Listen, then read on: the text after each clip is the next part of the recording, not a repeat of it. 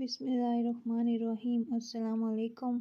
ہماری تاریخ میں بہت بڑا خوبصورت نام حضرت عبداللہ بن زید رحمۃ اللہ علیہ کا ہے۔ آپ نے ساری زندگی نکاح نہیں کیا، جوانی گزر گئی، بڑھاپا آ گیا۔ ایک دن بیٹھے بیٹھے حدیث مبارکہ پڑھ رہے تھے تو اس میں نبی کریم صلی اللہ علیہ وسلم کا فرمان پڑھا، جس کا مفہوم یہ تھا کہ جنت میں کوئی اکیلا نہیں ہوگا جو نکاح کی عمر میں نہیں پہنچا، یا پہنچا بھی تو کسی وجہ سے نہیں ہوا، اور وہ مسلمان ہی مرا تو اللہ مسلمان مردوں اور عورتوں کا جنت میں آپس میں نکاح کر دے گا۔ جب یہ حدیث پاک پڑھی تو دل میں خیال آیا کہ یہاں تو نکاح نہیں کیا، جنت میں تو ہونا ہی ہے، تو جنت میں میری بیوی کون ہوگی؟ دعا کی کہ یا اللہ مجھے دکھا تو صحیح جنت میں میری بیوی کون ہوگی۔ پہلی رات دعا قبول نہیں ہوئی، دوسری رات بھی دعا قبول نہیں ہوئی، تیسری رات دعا قبول ہو گئی۔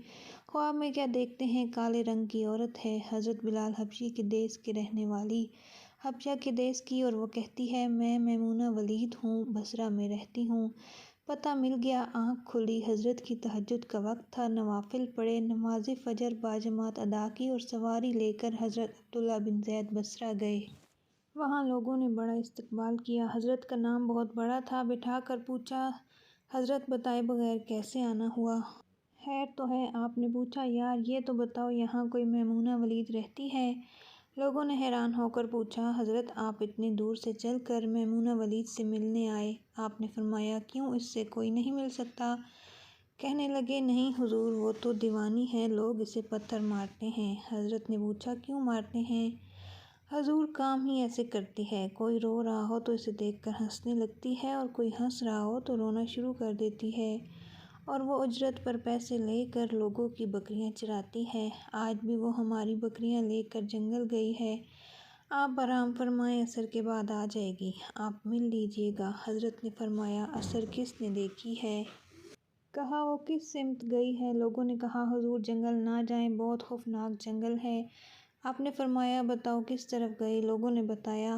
آپ فرماتے ہیں کہ میں نکل گیا، فرماتے ہیں جب جنگل گیا تو واقعی خوفناک جنگل تھا، جنگلی جانوروں کی بھرمار تھی، قدم قدم پر کوئی نہ کوئی چیز کھڑی ہے۔ آپ فرماتے ہیں میں قربان جاؤں اس عورت کی بہادری پر، وہ اس جنگل میں کس طرح بکریاں چرا رہی ہے، شیروں نے اس کی بکریوں کو ابھی تک کھایا نہیں، اتنے درندے ہیں سارے مل کر حملہ کر دیں تو کیا کریں، یہ اکیلی عورت کس کس کو روکے گی؟ خیر آپ فرماتے ہیں وہ جگہ جو لوگوں نے مجھے بتائی میں وہاں پہنچ گیا، جب میں وہاں پہنچا تو منظر دیکھ کر میں حیران رہ گیا، دو حیران کر دینے والے منظر تھے۔ پہلا، میمونہ ولید بکریاں نہیں چرا رہی تھی بلکہ اس جنگل میں جائے نماز بچھا کر نوافل پڑھ رہی تھی، پر بکریاں چرانا تو بہانہ تھا۔ یہ تو بہانہ تھا کنارہ کشی کا، لوگ یہی سمجھتے تھے میمونہ سارا دن بکریاں چراتی ہے، لیکن میمونہ بکریاں نہیں چرا رہی تھی۔ دوسرا کیا دیکھا کہ میمونہ تو نماز پڑھ رہی ہے، پھر بکریاں کون چرا رہا ہے؟ بکریاں تو ایک جگہ نہیں رکتی، کہیں ادھر جاتی ہیں کبھی ادھر۔ آپ فرماتے ہیں کہ میمونہ نماز پڑھ رہی تھی اور شیر بکریاں چرا رہے ہیں، بکریاں بھی چر رہی ہیں، شیر ان کے ارد گرد گھوم رہے ہیں، اگر کوئی بکری بھاگتی ہے، اس کی فطرت ہے شرارت کرنا، تو شیر اسے پکڑ کر واپس لے آتا ہے، لیکن کہتا کچھ نہیں۔ آپ فرماتے ہیں میں حیران پریشان کھڑا تھا، یہ کیسے ہو گیا، یہ فطرت کیسے بدل گئی؟ لوگ تو کہتے ہیں فطرت نہیں بدلتی، یہ شیروں اور بکریوں میں یاری کیسے ہو گئی؟ آپ فرماتے ہیں پتہ نہیں کب میمونہ ولید نے نماز ختم کی اور مجھے مخاطب کر کے کہتی ہے اے عبداللہ، ملنے کا وعدہ تو جنت میں تھا، آپ یہاں آ گئے۔ آپ فرماتے ہیں میں اور حیران رہ گیا، اس سے پہلے تو ملاقات بھی نہیں ہوئی، تو حضرت میمونہ ولید کو میرا نام کیسے پتہ چل گیا؟ تو آپ فرماتے ہیں میں نے حضرت میمونہ ولید سے سوال کیا اس سے پہلے ہم ملے نہیں، ملاقات نہیں ہوئی ہماری، تو میرا نام کیسے پتہ چلا آپ کو؟ تو جواب کیا ملا؟ حضرت میمونہ ولید فرماتی ہیں عبداللہ جس اللہ نے رات کو تجھے میرے بارے میں بتایا، اسی اللہ نے مجھے آپ کے بارے میں بتایا۔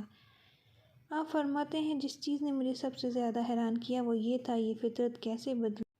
میں نے حضرت میمونہ ولید سے پوچھا اب یہ تو بتاؤ یہ شیروں نے بکریوں کے ساتھ یاری کیسے کر لی؟ یہ تو ان کی غذا ہے، اگر شیر بکریوں کے ساتھ یاری لگائے گا تو کھائے گا کیا؟ یہ معاملہ کیسے ہو گیا؟ تو حضرت میمونہ ولید فرماتی ہیں جب سے میں نے رب سے صلح کر لی، اس دن سے ان شیروں نے میری بکریوں کے ساتھ صلح کر لی، ہم سب بھی صلح کر لیں، یاری لگا لیں کہ دیر نہ ہو جائے، رب کے ساتھ اپنا تعلق مضبوط کر لیں۔ کتنے سال گزر گئے، ہم نے کوئی اللہ کی بات مانی، لیکن وہ بھی کھلا رہا ہے، پلا رہا ہے، دکھا بھی رہا ہے اور سنا بھی رہا ہے، سلا بھی رہا ہے اور جگا بھی رہا ہے۔